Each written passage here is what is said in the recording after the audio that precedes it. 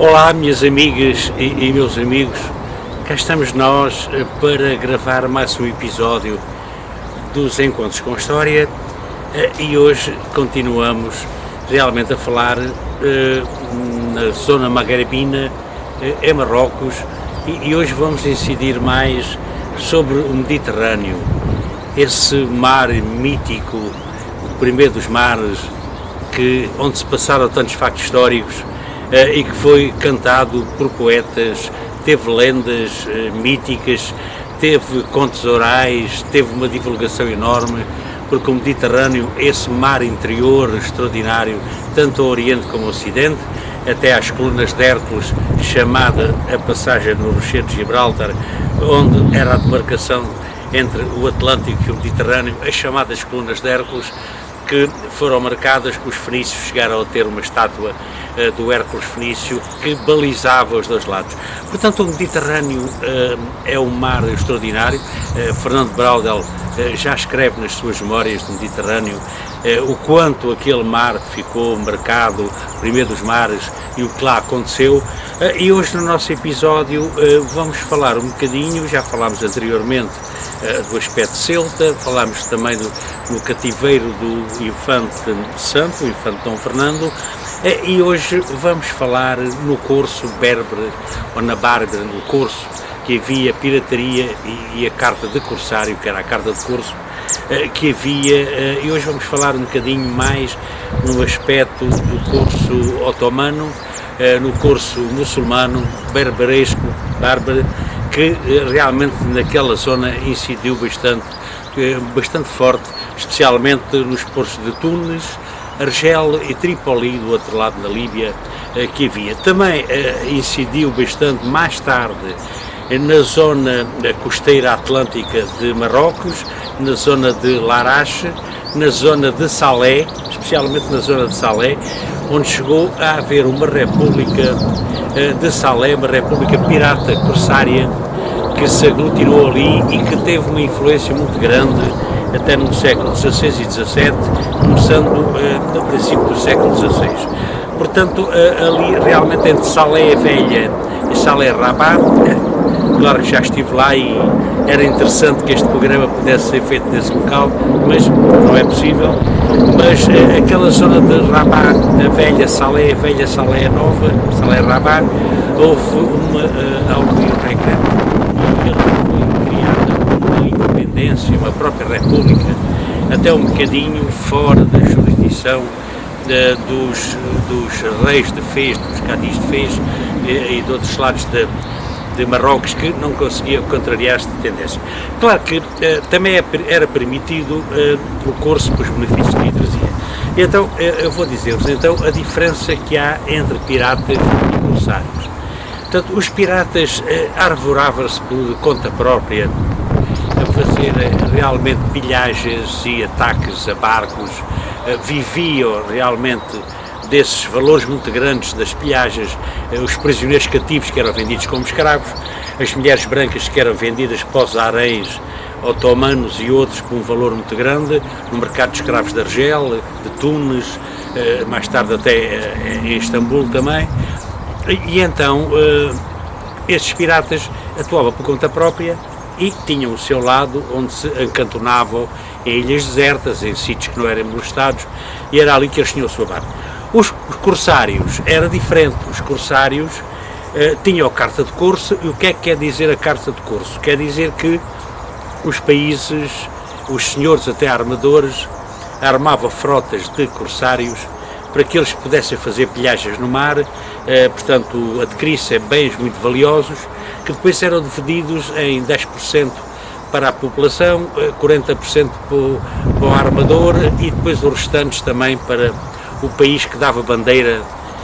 a esses corsários para eles poderem andar. Claro que eles, além das pilhagens, eram também uma força náutica que, em questão de beligerâncias maiores, combates navais mais intensos, eles podiam se juntar e estavam ao dispor dessa corte e todos os países, quase sem exceção, tiveram cartas de corso com corsários a trabalhar para eles. Os que não adquiriam como mercenários eram do próprio país que se tornavam corsários, No nosso caso português não fugiu à regra, e nós tivemos Pedro Ataíde, chamado o Inferno, que foi o mais conceituado corsário português. Tivemos outros também que saíram lá de cima da zona do norte, que saíram de outros lados e que também faziam o seu curso e começaram a perceber. Não nos esqueçamos que o nosso primeiro curso começou em 1444, quando foi criada também uma junção de corsários, de piratas em Lagos, que trouxeram os primeiros cativos, que o nosso Gomes Enes da Zurara até fala na exultação, no gosto que o infante Dom Henrique teve ao ver aqueles 12 prisioneiros da costa do Arguinda, lá na mina, tinham chegado, e o nosso Zurara, com muita graça, diz que não foi para a quantidade dos que chegaram, ele vislumbrava ali o que haveria lá muito mais para trazer, para escravos, para trazer cativos. Portanto, nós, de falar-vos só sobre nós, não estamos isentos de ter partilhado e entrado neste aspecto da rapina corsária e também da prisão de muita gente cativa para ser vendida posteriormente. Portanto, nessa zona, nessa altura, no Mediterrâneo, apareciam realmente esses homens, esses almirantes, esses reis que se apreciam, e então os mais famosos foram os Barbarossa. Portanto, os mais chamados foram o Arub Barbarossa e o Alqueradine, também Barbarossa, que eram dois irmãos de 4 irmãos de origem albanesa, nascidos em Mitilene, na Grécia, e esses homens, especialmente os dois mais velhos, o terceiro depois morreu, ainda cedo, mas tanto o Arus como o Alqueradine eram realmente uns piratas extraordinários. Portanto, eles conseguiram tomar conta de Tunis, portanto, estabelecer-se ali assim, onde tinham as suas galeras, e mais tarde também na outra costa, em Argel e Tripoli, e era um flagelo terrível para toda a navegação cristã que andava no Mediterrâneo. Especialmente para as circunstâncias geográficas, eles atacavam muito mais os espanhóis do que até os portugueses. Também nos atacavam a nós, porque nós, a partir de Ceuta, a 1515, a partir de Ceuta, de estarmos ali, também tínhamos problemas de cruzamento nos oceanos e no Mediterrâneo, e éramos alvo também desses ataques. Mas os espanhóis eram alvos muito mais. E então, um dia, portanto, o Carlos V, o imperador que se dizia do Sacro Império Romano-Germânico, que se dizia que tinha o Império onde o Sol nunca se punha, o que tinham descoberto também nas Antilhas e nas Américas, juntou uma grande frota para dar um combate à Jur Barbarossa, que estava estabelecido em Tunis. Tinha a laguna antes de entrar e depois mais tarde na própria cidade. Juntou dezenas de navios, naves, e até nos pediu na altura ajuda ao Dom João III, que nós tínhamos nessa altura, de vez em quando a gente distingue-se por coisas diferentes de tudo. Nessa altura Portugal tinha feito o maior dos galeões que podiam cruzar os mares.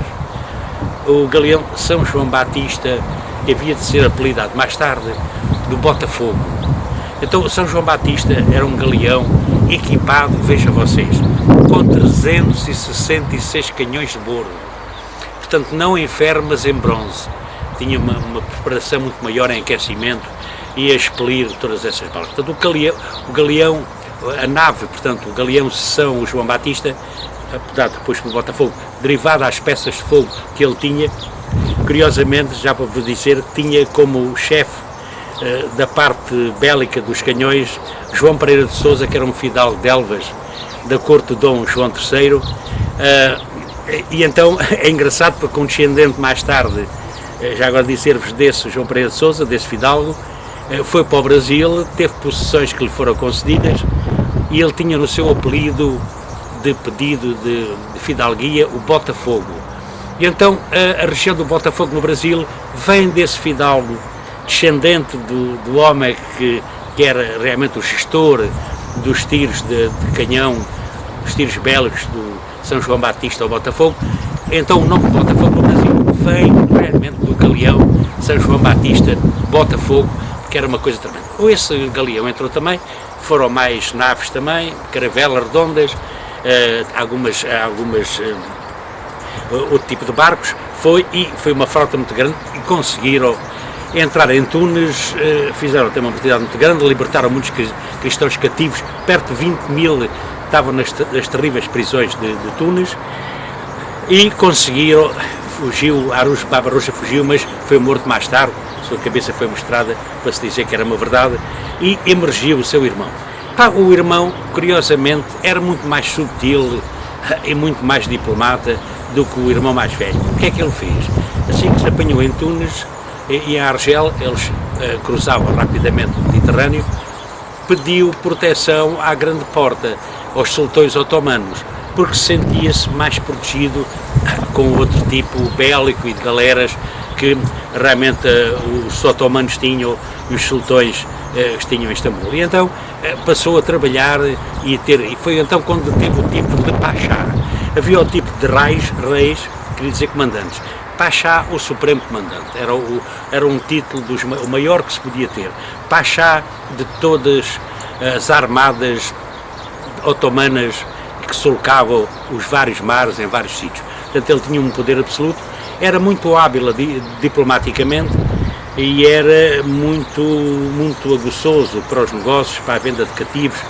para agradar ao próprio sultão, levava muitos prisioneiros para Istambul para trabalharem. Para vos dizer também que nessa altura o fundamental do cruzamento dos barcos era as galés. Ora, as galés o que era? As galés, e foi por isso que eles fugiam com facilidade de navios de maior porte. As galés não tinham mais que 55 metros por 7 a 8 de largura e tinham 2 bancos de filas de remadores com 25 lugares, com 5 remadores cativos, já se vê escravos, para remar realmente. Não trabalhavam muito com velas, só uns auxiliares de vela latina, porque o resto era tudo à força de remos. E tinham um calado pouco profundo, podiam-se aproximar das praias e desembarcar com facilidade para surpreender as populações, que era assim que eles as atacavam. Tivemos muitas populações no nosso país atacadas, e a Rússia é outro ainda mais uma vez, entravam com comida e cigarro. Tivemos uma tremenda no século XVII, 1617, em Porto Santo, onde foram cativos mais de 900 portugueses que foram presos para serem vendidos depois no mercado de escravos. Isto era um drama realmente terrível, porque eles muitas vezes ficavam nos sítios para poder ser ressarcidos do pedido que pediam de resgate, mas as pessoas mais nobres, com mais dinheiro, conseguiam o resgate, os outros eram levados e iam para remadores das galés, ou iam para as prisões, para trabalhos muito duros. Era um martírio muito grande. Mais tarde havia os padres redentoristas da Santíssima Trindade e os dominicanos, havia de ser os interlocutores para salvarem muita gente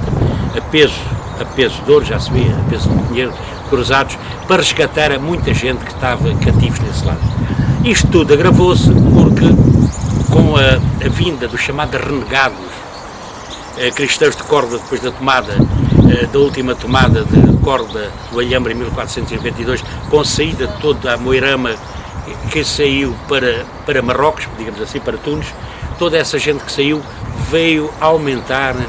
o ódio aos cristãos e realmente a continuar realmente a incorporar aquelas cortes, aqueles conjuntos que atacavam, e tornou-se muito grande. Eram chamados os renegados, porque muitos deles tinham mudado até de religião, alguns compulsivamente, que não tinham outra maneira, queriam melhorar a sua situação, outros até por convicção, casavam com mulheres louras, havia uma misturagem de conjuntos de vivências e que era assim. Portanto, este curso era muito difícil, as batalhas navais eram muito portanto, acesas, causavam muitos mortos, muitos capturados, muitos feridos, e realmente eles movimentavam-se com uma rapidez enorme, dado o tipo de navios, como eu já disse, que eles tinham. Eles por vezes surpreendiam, uma vez na Ilha de Ischia e na Sardenha, na costa italiana, eles uma vez capturaram 9.000 pessoas só de uma operação, com 60 galeras, com mais algumas barcas de apoio, que levaram presos, cativos, para serem vendidos. Portanto, as mulheres brancas eram o alvo, aquelas mais formosas, de uma perseguição maior, iam para os areios dos sultões, e as outras ficavam cativas em casa de filhos que eles podiam comprar, e eram escravas, de certo modo, sexuais, e era uma vida muito difícil. Conta-se que uma vez a Arube foi à costa italiana tentando prender uma condessa linda, de grande beleza italiana, para oferecer depois ao Solimão, levar para Istambul, para oferecer ao grande Pachá, ao grande portanto, sultão otomano, mas ela, muito esperta, prevendo-se aquilo, não foi encontrada, escondeu-se num sítio inacessível, e ele, muito zangado de não ter encontrado, ficar agoradas as suas coisas, ainda prendeu mais gente e levou mais gente cativa. Portanto, a crueldade destes homens que estavam à frente disso era desmesurada, e o trabalho nas galés muito duro, que os remadores morriam com frequência porque tinham que estar acorrentados. Portanto, havia 3 tipos de remadores. Curiosamente, alguns podiam ser contratados, que eram homens livres, e ganhavam do espólio da divisão dos bens, mas a maior parte eram condenados que iam para as galés, eram criminosos e eram prisioneiros. Eles remavam acorrentados com uma galeta, acorrentados aos pés, e quando havia, portanto, batalhas muito intensas, alguns eram libertos, outros não, porque tinham que fazer as manobras de remo, e quando os barcos eram afundados, eles iam para o fundo, agrilhoados, sem possibilidade de sobreviver. Portanto, foi um período muito terrível, este curso, esta pirataria no Mediterrâneo, nesses séculos XV, XVI, XVII, foi por aí, por 300 anos, ou muito. E ia-de-vos contar em breve, para não estar agora realmente a contar-vos tudo de uma vez, outro episódio sobre o curso cristão também, os cavaleiros de São João de Jerusalém, da Ordem de Malta, Rhodes e Famagusta. Vou-vos contar depois mais episódios destas batalhas navais, até chegarmos à célebre Batalha de Lepanto, em que realmente toda a cristandade se uniu, independentemente das proporções de forças otomanas, embora ser um bocado superior até às nossas, por razões também do tempo e de estratégia. Até o Papa diria que rezou à Virgem e que ela tinha aparecido no meio da batalha num dos mastros superiores do navio almirante. Os cristãos conseguiram realmente ganhar essa batalha, e foi com o ganho dessa batalha que toda a parte da divisão decaiu a nível otomano, a nível de Constantinopla, e a cristandade suspirou um bocado mais de se ver liberta um bocadinho daquele flagelo de todos aqueles ataques, porque Rhodes já tinha sido perdida também, Malta era assaltada com muita frequência, a Ilha do Gozo estava propriamente nas mãos da pirataria e da parte da barbéria, e depois tivemos outros piratas, que vamos falar também, como Dragut, também terrível pirata também, Morar Reis, também, que foi um pirata também que emergiu depois mais tarde. Portanto, vamos contar mais algumas coisas, porque também não quero fazer uma extensão muito grande deste episódio. Até breve, meus queridos amigos, e vamos encontrar muito em breve. Deus.